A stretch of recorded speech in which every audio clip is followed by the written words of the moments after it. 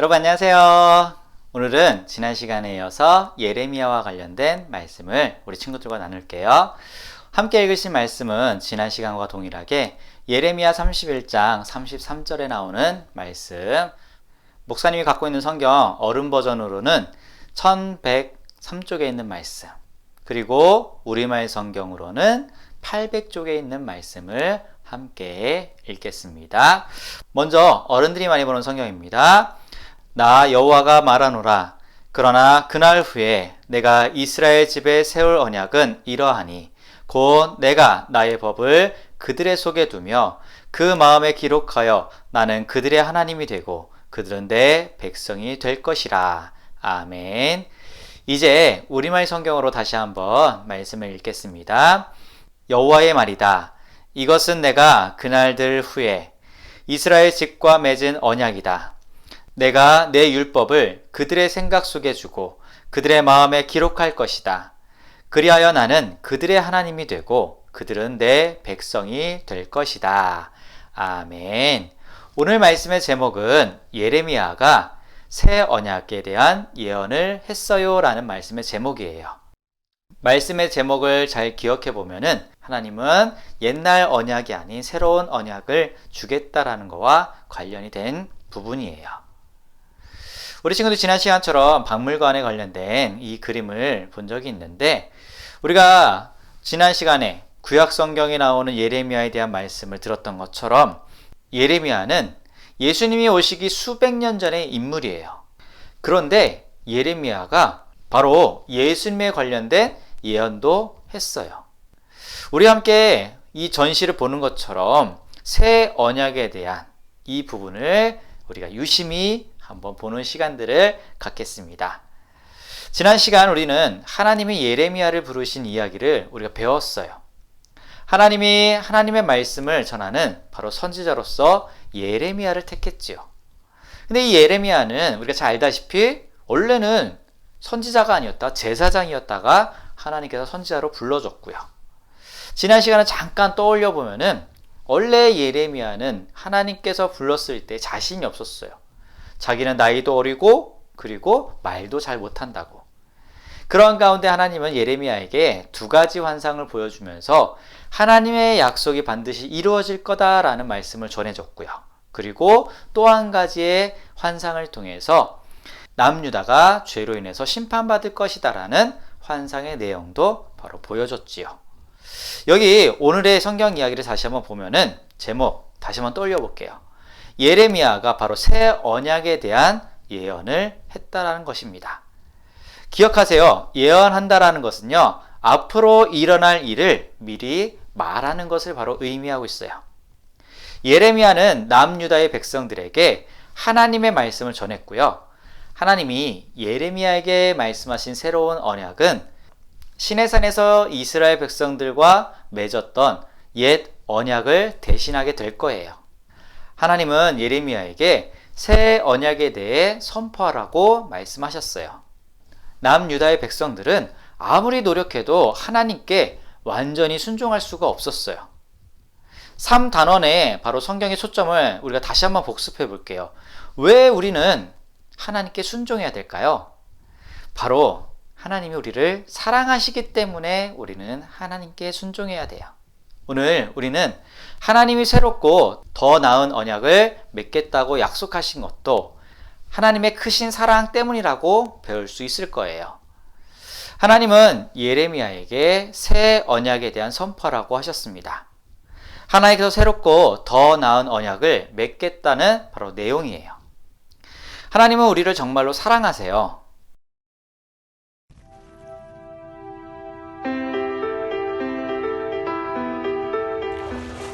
하나님이 예레미야를 선지자로 부르셨어요. 남유다 백성은 아무리 노력해도 하나님의 말씀을 잘 지킬 수가 없었어요. 무엇인가 크게 잘못된 거예요. 하지만 하나님은 백성을 위한 놀라운 계획을 갖고 계셨어요. 예레미야는 남유다 백성의 심각한 문제가 바로 죄라고 말했어요. 죄는 그냥 사라지지 않아요. 마치 돌에 새긴 글씨처럼 영원히 남아있죠. 그리고 죄는 점점 퍼져나가요. 죄를 지은 부모는 죄를 짓는 자녀를 낳고 모두가 죄인이 되죠. 하나님은 예레미야를 통해 죄에는 결과가 따른다는 것을 알려주셨어요. 하나님은 하나님의 백성과 언약을 맺으셨어요. 하나님께 순종하면 복을 주시겠다는 언약 말이에요. 하지만 백성은 하나님께 순종하지 않았고 하나님은 그들의 죄를 벌하셨어요. 하나님은 백성이 땅과 재물과 자유를 잃게 될 것이라고 말씀하셨어요. 예레미야는 사람들이 비뚤어진 마음을 갖고 있다고 말했어요. 이 마음은 스스로를 원래보다 더 좋은 사람이라고 생각하게 속여요. 또 하나님이 기뻐하시지 않는 것을 바라게 하고 행동하게 하죠. 하지만 하나님은 사람들의 비뚤어진 마음에 속지 않으세요. 예레미야는 백성에게 하나님이 그 마음을 바꿔주실 거라고 말했어요. 하나님은 그들이 죄에서 구원받도록 더 나은 새 언약을 맺겠다고 약속하셨어요. 하나님은 새 언약은 옛 언약과 다르다고 말씀하셨어요. 옛 언약에서 하나님의 명령은 글로 쓰여 있었어요. 사람들은 하나님의 명령을 어겼고 죄를 용서받기 위해 희생 제물을 드려야 했어요. 하지만 하나님의 새 언약은 하나님의 법을 사람들의 마음에 쓰시는 거예요. 그리고 하나님의 명령을 지킬 힘도 함께 주실 거예요. 하나님이 말씀하셨어요. 내가 그들의 죄를 용서하고 그들의 죄를 더 이상 기억하지 않을 것이다. 예레미야는 하나님이 죄를 용서하시고 사람들의 마음을 새롭게 바꾸실 어떤 날에 관해 이야기했어요. 예수님이 이 말씀을 이루셨어요. 하나님은 아들이신 예수님을 통해 죄를 용서하세요. 그리고 성령님을 통해 우리를 새롭게 하시고 하나님의 명령에 순종할 힘을 주세요. 성경 예레미야를 통해서 하나님이 얼만큼 우리를 사랑하시는지, 그리고 우리에 대한 그 새 언약은 무엇인지 자세히 한 번만 볼게요. 예레미야 31장 31절부터 말씀을 자세히 살펴보면은 이렇게 되어 있어요. 보라, 날이 이를 것이다. 나 여호와의 말이다. 그 날이 오면 내가 이스라엘 백성과 유다 백성에게 새 언약을 세울 것이다 라고 말씀하고 있어요. 이스라엘 백성들은 하나님의 말씀을 듣고 순종하는 삶들을 살아야 되는데 그들은 늘 하나님을 섬기기보다는 우상을 섬겼고 하나님의 말씀에 순종하지 못한 삶들을 늘 살아가요. 죄라는 게 그들에게 있었고 그 죄로 인해서 그들은 하나님께 더 나아가지 못하는 백성이 되었어요. 그런데 하나님께서는 예전에도 언약하셨고 약속하셨는데 그 약속을 지키지 못한 이스라엘 백성들을 향해서 다시 너희들에게 새 약속을, 새 언약을 하겠다라고 말씀하고 계세요. 그 언약은 내가 그들의 조상의 손에 붙잡고 이집트 땅에서 끌어내던 때에 세운 언약과 다른 것이다 라고 되어 있어요. 여기서 말하는 그 언약은 지금 하나님께서 이스라엘 백성들을 출애굽하면서 시내산에 이르렀을 때 하나님은 모세를 통해 바로 언약을 주었어요. 출애굽기 34장 10절에 나오는데 여기 보면은 내가 언약을 세웠나니 라고 하면서 새 증거판을 통해서 하나님의 약속을 거기에 새기셨어요. 그런데 이스라엘 백성들이 이 약속을 어떻게 하냐면 깨트려 버렸어요. 하나님은 그들의 남편이 되었으나 오히려 그들은 그 언약을 깨트렸다라고 되어 있어요. 그래서 언약이 깨어졌기 때문에 하나님은 그들에게 다시 한번 약속을 세우셨다라는 거예요. 그 다음 절에 보면은 그러나 내가 그날 후에 이스라엘 집과 언약을 맺을 것이니 라고 되어 있어요. 그들이 약속을 깨트렸는데도, 약속을 지키지 않았는데도 하나님은 다시 그 이스라엘 향해서 언약을 다시 맺었다라고 말씀하고 계세요. 나의 법을 그들의 마음속에 두고 그들의 가슴에 새겨두어 나는 그들의 하나님이 되고 그들은 내 백성이 될 것이다 라고 말씀하세요. 이전에는 증거판을 통해서 거기에 하나님의 말씀을 새겼지만 이제는 이 약속, 이 언약이 우리들 마음에, 우리들 가슴에 바로 새겨져야 된다는 것을 말씀하고 계세요. 그래야 우리가 하나님의 백성이 되고 우리는 그분의 자녀가 될 수 있다는 거예요. 누가복음에 보면 예수님께서도 이 약속에 대해서 이렇게 말씀하세요. 새 언약에 대해서. 이와 같이 빵을 드신 후에 잔을 가지시고 말씀하셨습니다. 예수님께서 십자가를 지시기 전에 제자들과 이제 만찬을 즐기시고 거기에서 이제 빵을 드신 후에 잔을 가지고 이렇게 말씀하셨어요. 이 잔은 너희를 위하여 흘리는 내 피로 새로운 새 언약이다라는 거예요. 지금 하나님께서 예레미야를 통해서 새 언약을 세우신다라는 거. 그전에는 돌판에다가 새겼던 언약이었는데 이젠 것을 마음에 새겨야 돼요.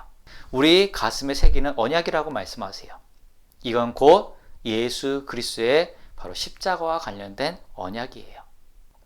예레미야서를 통하면 거기에도 메시아가 태어날 거다, 구세주가 이 땅에 올 거라는 예언들도 있어요. 23장 5절 말씀에 보면 보라, 그날이 오고 있다. 나 여호와의 말이다. 그날이 오고 내가 다윗의 집에 의로운 가지를 일으킬 것이다. 그는 왕이 되고 지혜롭게 다스릴 것이며 이 땅에서 옳고 바른 일을 할 것이다 라고 되어 있어요. 지금 이 말씀은 수백 년 후에 이 땅의 구원자로 오실 만왕의 왕이신 바로 예수님을 예언하고 있어요.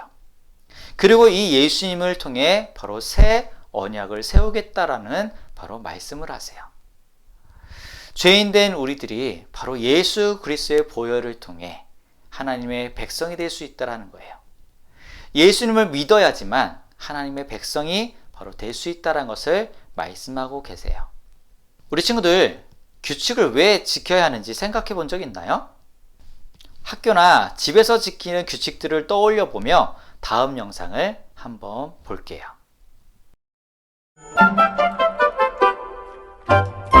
마리아는 왜 방 청소를 해야 하냐며 심술이 났어요. 치우기 싫어. 싫은 게 당연하죠. 마리아가 이 방을 다 치우는 동안 부모님은 고작 밥만 챙겨주면 되잖아요. 옷 몇 벌 사주고, 겨울엔 난로, 여름엔 선풍기 틀어주고, 봄방학 땐 겨우 놀이동산밖에 안 데려가요. 물론 학교는 보내주죠. 스케이트, 트럼본, 수영 레슨 시키고, 자전거 사주고, 수학 가르치고, 구구단 외우게 도와준 것밖에 더 있어요? 그것밖에 안 해주면서 마리아한테 방 청소하라고 하다뇨. 말도 안 되죠?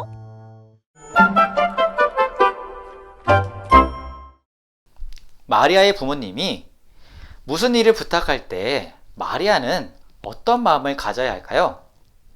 부모님께서 마리아를 너무나도 사랑하시기 때문에 그 사랑을 안다면 당연히 그 약속들, 그 규칙들을 당연히 기쁜 마음으로 해야 될 거예요. 하나님이 우리를 위해 하신 모든 일을 떠올려 보세요. 원래 이스라엘 백성들은 약속을 지키지 못했어요. 우리 또한 하나님의 약속을 잘 지키지 못할 때가 많아요. 그런데 하나님은 우리를 미워하기보다는 우리를 사랑하시기 때문에 다시 약속을 세워주셨어요. 특히 하나님이 아들이신 예수님을 보내 우리를 죄에서 구원하신 일들을 우리는 깊이 생각해 봐야 돼요. 하나님이 우리에게 순종해야 할 규칙을 주실 때 우리는 어떤 마음으로 해야 될까요? 그러면 하나님이 우리를 사랑하시기 때문에 우리가 그 사랑을 당연히 받았기 때문에 우리는 기쁨으로 하나님께 순종해야 돼요. 왜 우리는 하나님께 순종해야 될까요? 라는 이 질문, 우리는 당연히 하나님이 우리를 사랑하시기 때문에 라고 우리는 답변해야 돼요. 원래 우리는 죄 때문에 하나님이 원하시는 것보다 우리가 원하는 것을 더 하고 싶어 해요. 하나님께 완전히 순종하고 싶지만 여전히 죄를 지을 때가 너무나도 많아요. 그런 우리를 위해서 하나님은 새 언약을 주셨어요. 하나님은 예수님을 통해 우리를 구원하시고 우리의 마음을 새롭게 바꾸셔서 하나님께 순종할 수 있도록 도와주겠다라고 바로 약속하신 거예요. 이번 단원의 성경의 초점을 오늘 말씀을 통해서 우리가 다시 한번 기억해 봤으면 좋겠어요. 왜 하나님께 순종해야 될까요? 당연히 하나님이 우리를 사랑하시기 때문에, 새 언약을 주실 만큼 우리를 사랑하시기 때문에 우리는 하나님께 순종해야 됩니다. 우리 친구들 한 주간도 말씀 깊이 묵상하며 부모님과 이 말씀을 가정에서 계속해서 되새겨보면서, 그리고 부모님과 이 말씀을 서로 대화로 나눴으면 좋겠습니다. 감사합니다.